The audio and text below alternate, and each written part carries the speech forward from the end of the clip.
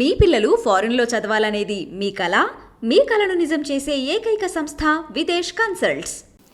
నమస్తే, మనతో పాటు ఉన్నారు powerful motivational speaker life coach Madhavi గారు. ఈరోజు వారితో మాట్లాడి ఒక సెన్సిటివ్ టాపిక్ గురించి ఈరోజు ఆవిడతో మాట్లాడబోతున్నాము. అది ఏంటి అనేది ఇప్పుడు మీకే చెప్తాను. నమస్తే మాధవి గారు. నమస్తే మహేశ్వరి గారు. మాధవి గారు, సెన్సిటివ్ అనేసి అన్నాను ఎందుకునంటే రిలేషన్ అన్నది ఒక బ్రదర్ సిస్టర్, ఫాదర్ డాటర్, వీళ్ళ మధ్య ఎలా ఉంటుంది అంటే ఒక అన్నే తీసుకోండి, తండ్రి తర్వాత తండ్రి లాంటి వాడు అని అంటారు. అదే తండ్రి అయితే మొత్తం అంతా ఇంకా అమ్మాయికి ఒక రోల్ మోడలు, హీరో, తనని మొత్తం ప్రొటెక్ట్ చేసే ఒక క్యారెక్టర్ అనేసి మన నుంచి కూడా మన పూర్వీకులు ఎప్పటి నుంచో ఉన్నటువంటి ఒక నమ్మకం.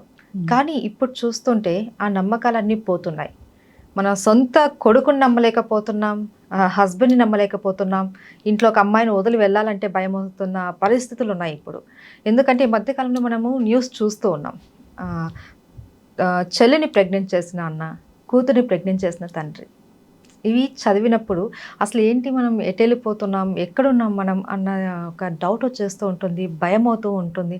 అసలు మన ఇంట్లో మన వాళ్ళ మధ్య మనకు సేఫ్టీ లేదా అన్న ఒక ఫీలింగ్ వచ్చేస్తుంది.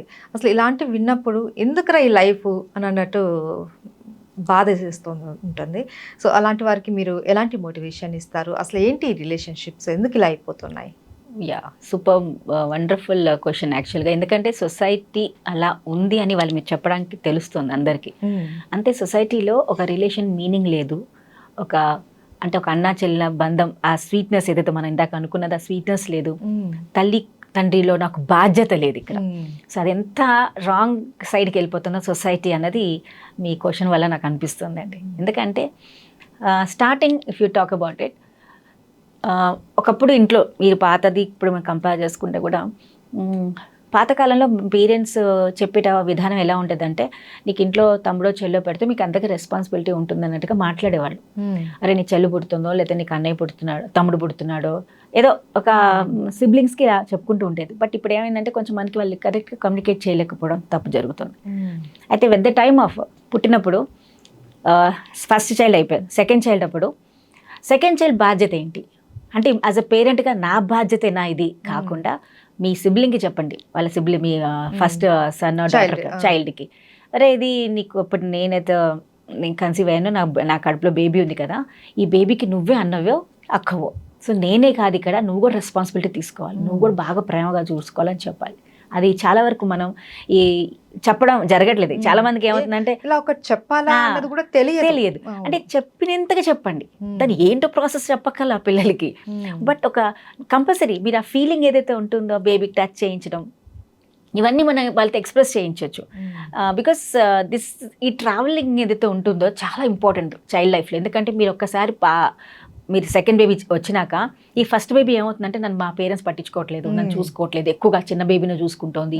అప్పుడు ఆ బేబీ, ఆ ఆ ఫస్ట్ చైల్డ్కి ఈ చైల్డ్ మీద కొంచెం కోపం స్టార్ట్ అవుతుంది. ఎందుకంటే ఇది వచ్చింది కాబట్టి నా లైఫ్ పట్టించుకోవట్లేదు. మొన్నటి వరకు డాడీ నన్ను తిప్పడానికి తీసుకెళ్లేవారు, ఇప్పుడేమో దాన్ని తీసుకెళ్తున్నారు. ఈ ఫీలింగ్స్ ఇద్దరిలో వచ్చేయడం జరుగుతుంది. సో మోస్ట్లీ మీరు ఇందాక కథ దాంట్లో అన్న చెల్లి దాంట్లో కూడా మన ఏం చెప్తా అంటే, అన్నయ్యలకి ఒరే ఇప్పుడు నువ్వు చాలా రెస్పాన్సిబిలిటీగా తీసుకోవాలి, నువ్వే అన్ని చూసుకోవాలి అన్నది కూడా చెప్పే విధంగా చెప్పాలి. ఎక్కువగా వాడిని హీరోయిజంగా చూపించకూడదు అక్కడ. మరి ఇప్పుడు వచ్చిన బాధ్యత చెల్లో వస్తుంది కాబట్టి, తమ్ముడు వస్తున్నారు కాబట్టి నువ్వు జాగ్రత్తగా చూసుకోవాలి, నేను ఎంత వర్క్ చేసుకుంటున్నానో నువ్వు నాకు కూడా కొంచెం హెల్ప్ చేయాలి, మన ఇద్దరం కలిసి ఆ బేబీని చూసుకోవాలి, ఎందుకంటే డాడీ చాలా బిజీగా ఉంటారనుకో, మనమే చూసుకోవాలి అన్న పిల్లలకి స్టార్టింగ్ నేను చెప్పినప్పుడు ఏమవుతుందంటే, హీ స్టార్ట్ దట్ రిలేషన్షిప్.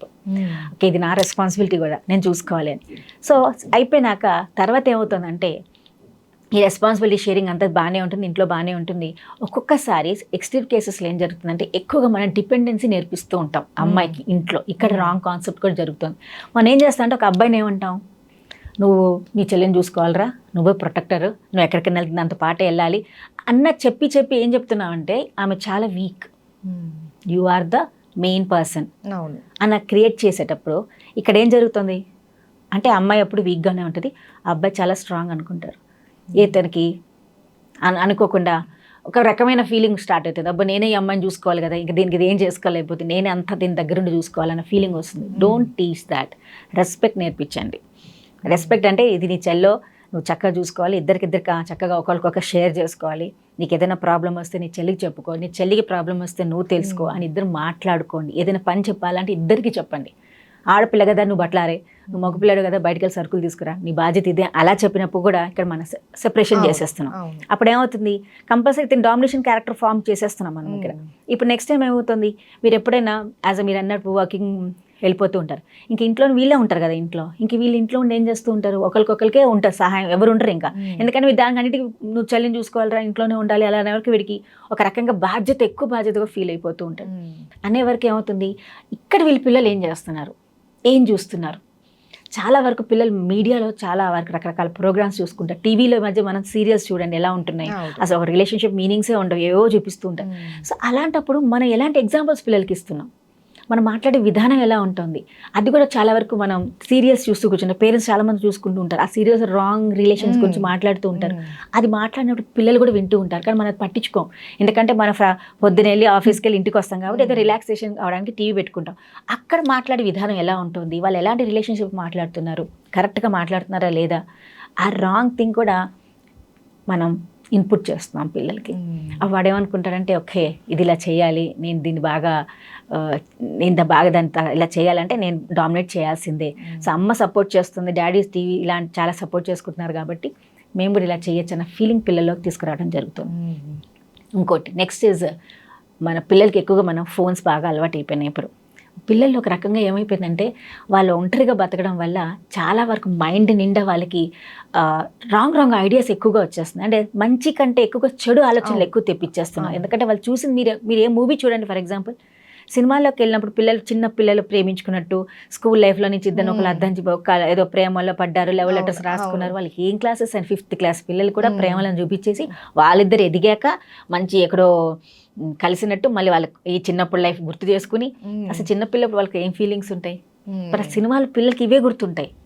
అంటే ఒరే ఒక అమ్మాయి అబ్బాయి అంటే ఇవే ఉంటాయి, అంటే ప్రేమలే ఇంకేం ఉండవు అంతే తప్ప. అయ్యాక when they enter into the last లో మంచి నీతి చూపిస్తారు. అరే నువ్వు చిన్నప్పటి నుంచి తప్పు చేసావు నువ్వు సక్సెస్ కాలని లైఫ్, అవి ఎవ్వరు పట్టించుకోరు.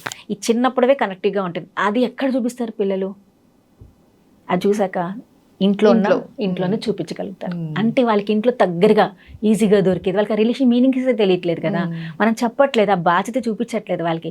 వాళ్ళిద్దరిని మనం డిస్క్రిమినేట్గా పెంచుతున్నాం. అమ్మాయి అంటే ఇలాగే ఉండాలి, అబ్బాయి ఇలాగే ఉండాలని పెంచుతున్నాం. దీన్ని తప్పు ఎక్కడ చేస్తున్నాం, సొసైటీయే చేస్తుంది.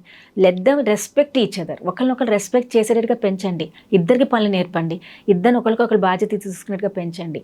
వెన్ దే ఆర్ గ్రోన్ ఇది సిమిలర్గా పెంచినప్పుడే ఈ ప్రాబ్లమ్స్ రావు. ఇంకోటి ఏంటంటే ఊరికి పిల్లల్ని కూడా మనం పెద్దవాడు కదా నీ ఎక్కువగా బాధ్యతలు ఇచ్చేసి వాడిని ఎక్కువగా తిట్టి నువ్వు ఇలా చేస్తున్నావు అలా చేస్తున్నావు, నువ్వు చెల్లిని చూసుకోవడం రాదా నీకు, ఇలా కూడా పేరెంట్స్ అంటూ ఉంటారు. ఎందుకంటే వాట్ దే థింక్ పెద్దవాడు అంటే ఇంట్లో అన్ని పనులు చేయాలి, బాధ్యతగా చూసుకోవాలి. అప్పుడు వాడు ఆ ఫ్రస్ట్రేషన్ ఎక్కడ తీసుకుంటాడు వాడు.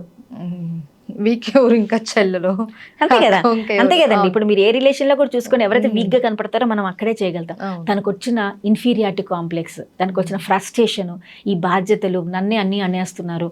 పక్క స్కూల్లో ఏదో ఉంటే వాడు ప్రెషర్లు మనకు తెలియదు, స్కూల్లో పడ్డ మాటలు, టీచర్స్ ఏమంటున్నారో, వాడు చదవకపోవడం వల్ల, లేకపోతే వాడు చదువుకోకపోవడం, మార్క్స్ సరిగా రాకపోతే పేరెంట్స్ తిట్టడం వల్ల, స్కూల్లో టీచర్స్ తిట్టడం వల్ల, ఏదో ఒక రకం సోషల్ బయటికి వెళ్తే వాళ్ళనే మాటలు, అది అసలు వాడు బేసిక్గా వాడికి ఏం ప్రాబ్లం వస్తుందో చూసుకోవాలి.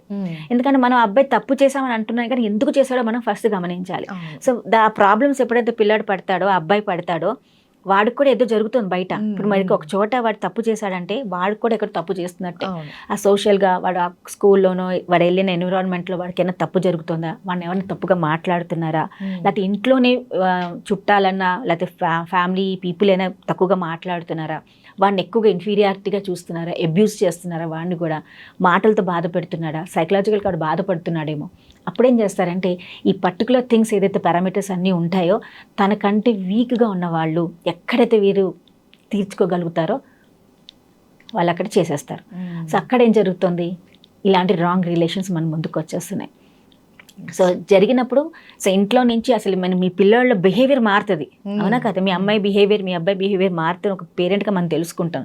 అలాంటప్పుడు కూర్చోపెట్టి మాట్లాడండి, ఎందుకు ఇలా జరుగుతుంది, ఎందుకు ఇట్లా బిహేవ్ చేస్తున్నావు, నిన్న వరకు ఇలా లేవు అది ఇప్పుడు ఎందుకు జరుగుతున్నావు.